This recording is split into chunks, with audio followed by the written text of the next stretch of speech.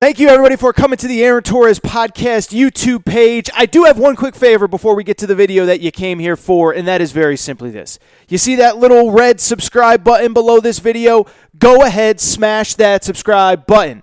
It really does help me. It really does help this channel grow and my audience grow. So go ahead and hit that red subscribe button. And now, here is the video that you came here for. All right, let's talk about the second game of the day, which was, of course, the first game of the day, and that was Notre Dame, Alabama. Interesting game, to say the least. You know, I just talked about the betting perspective, the betting angle with the Clemson-Ohio State game, and I think it's probably worth noting here because Alabama jumps out to a 14-0 lead. Najee Harris is hurdling dudes like it's the Olympics, and Alabama was kind of basically completely in control the entire game. We'll get to it in a minute. There was a moment in time where I think Notre Dame could have came back. Final score 31-14, but the score is not reflective of how close the score is not reflective of how one-sided this game was. Like I said, Alabama scored the first 14 points, largely cruised from there, and they got the victory. But as I said with Clemson, and I think it's worth repeating constantly on this show, a lot of times the story, like to the victor go the spoils and the victors write history and all that stuff, blah, blah, blah, blah, blah.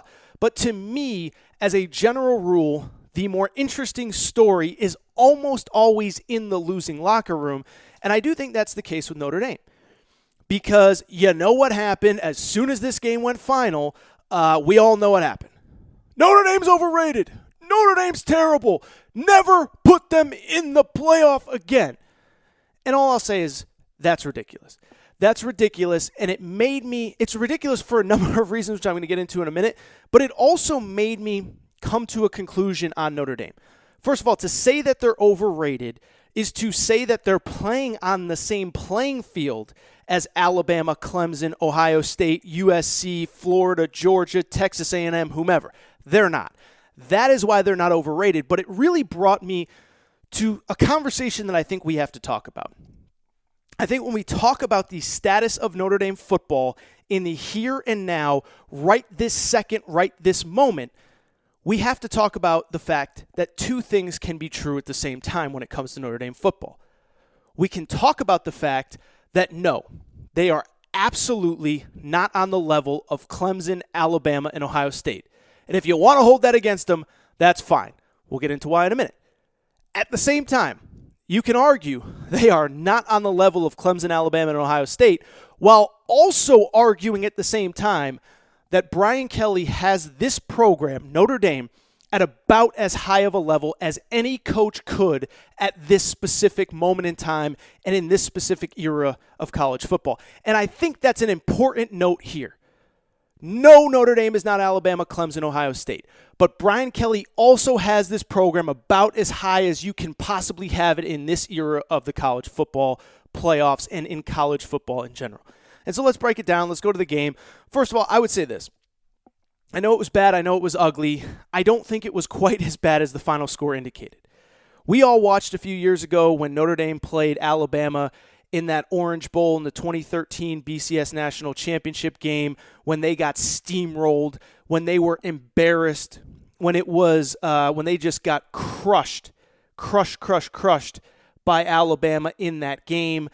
It was over before it even started. The final score was 42-14, and I could be mistaken, but I believe they were down like 28-0 at halftime. They were down 28-0 at halftime. That was a beatdown. That was a bludgeoning. Friday, not good, but not as bad as that. I mean, you have to remember when you go back to Friday, yes, Alabama scored the first 14 points. No, I don't ever believe that they were really threatened, but it's worth noting, late in the third quarter, it was 21-7 Alabama. Notre Dame's driving. They have an opportunity to score a touchdown. Ian Book throws an interception. 5 plays later, Alabama scores up to go 28-7. Could have been 21-14. Instead, it's 28-7, and the ball game is over from there. I also think it's important to note, by the way, that if you want to argue Notre Dame is not on the level of Alabama, Clemson, and Ohio State, okay. But guess what? Nobody else is. Nobody else is. Not Florida, not Georgia, not Oklahoma, certainly not Texas, certainly not USC, certainly not whoever. And I do believe, and I do think, and we can all use revisionist history, I don't think anybody would have been more competitive against Alabama on Friday than Notre Dame was. We saw Texas A&M against Alabama early in the season, and I do believe that the committee got it right. But I do think that in the broader picture, we have to have a conversation about this program where they're at, because I am so tired of hearing that they are overrated. No, they're not overrated. As a matter of fact, they're properly rated, and if anything, I actually think where they are as a program is actually a little bit underrated. And it goes back to what I said a minute ago. To say that Notre Dame is overrated is to imply that they are playing on the same playing field as the elite programs in this sport, let alone the Auburns, Tennessees, Texas A&Ms, Texases, whoever, because they're not. It ain't the same. It's different. And it's funny because I do go back to New Year's Day. My wife and her family were over the house. I kind of had the game on. I'm watching it. They're doing their thing. And it was funny because my sister-in-law asked me, she says, well, Aaron, like who you rooting for? And I said, I'm sort of rooting for Notre Dame. I'm not really, I love Saban. I love Alabama. I go on radio in Tuscaloosa every week. But I kind of explained to her, I said, look, I'm rooting for Notre Dame because I think they get a bad rap. And I kind of had to explain. I said, look, this isn't pro sports where everybody gets the same pick of the litter as players. And I kind of explained the school dynamic and the coaching dynamic and the geography dynamic of college football and how there's better players in certain parts of the country and how Notre Dame's a tougher academic school. But I do think it's worth repeating here because, like I said a few times now, Notre Dame is not playing on the same playing field as Ohio State, Clemson, Alabama, Tennessee, Florida, Georgia, whoever. Notre Dame, first of all, has, to say Notre Dame's overrated is to say that they're recruiting from the same pool as everybody else, which they're not.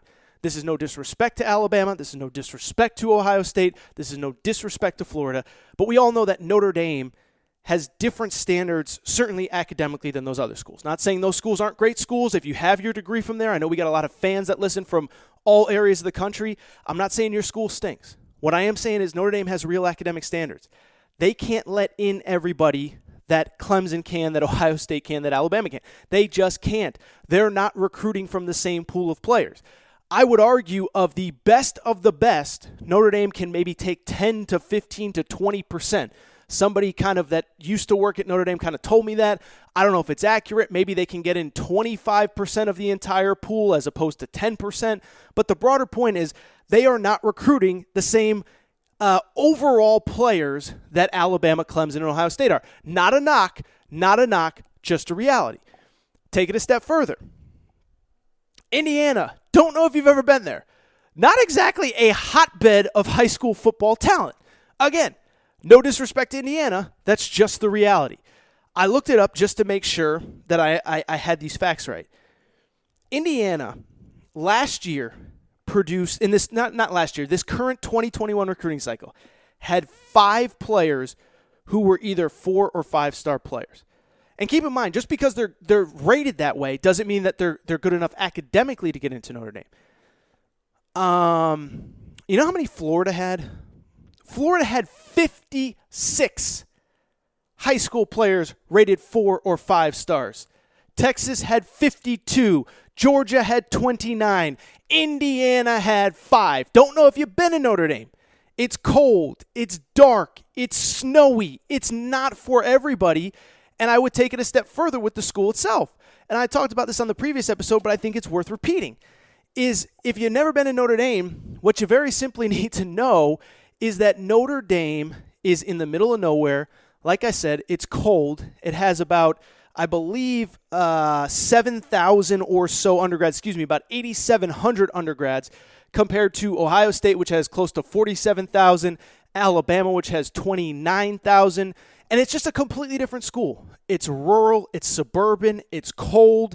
I mentioned this on a podcast previously. There are no co-ed dorms. So on top of the fact that you can only recruit a smaller pool of players, even within that pool, there are just going to be kids that are not interested, right?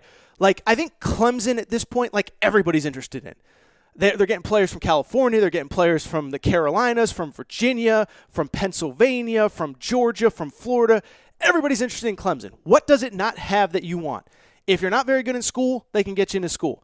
If you want to go to the NFL in 3 years, they can get you into the NFL in 3 years. If you like warm weather, they got warm weather. If you like fraternities and sororities, they got fraternities and sororities.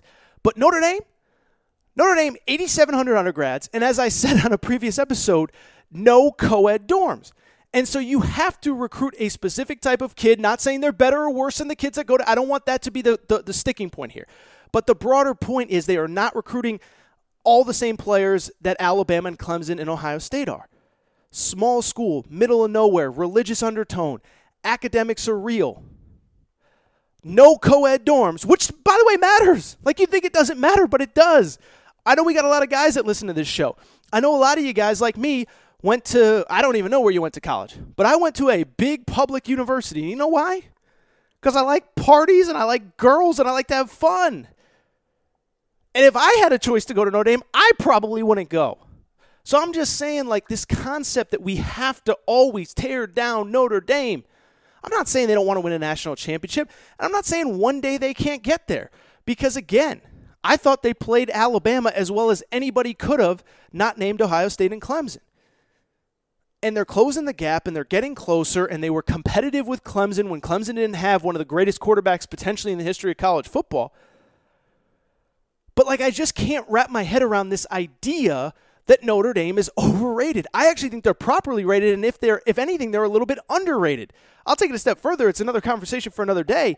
But if Brian Kelly is doing this at Notre Dame with the academic restrictions, with the geography issues, with the recruiting restrictions, imagine what he could do if he went to LSU or Florida or USC. There's a reason that his name has popped up for some of these jobs now, and it's because he's sitting there like, dude, I'm banging my head against the wall. I can't recruit all the same guys as all these guys. Let me see what it would be like on an even playing field. Not trying to tear down Notre Dame, and for the record, also not trying to disrespect Alabama, who had an incredible performance. They are the best team that I have seen from start to finish this year. We'll have plenty of time to talk about the college football playoff championship game and talk about Alabama specifically. I'm sure I'll have my buddy Ryan Fowler on at some point over the next few days to talk about it. But the broader question becomes like, dude, can we stop with the Notre Dame is overrated stuff? I'm not saying they're Bama, Clemson, and Ohio State. But by the way, nobody is. And they have real limitations that nobody else does.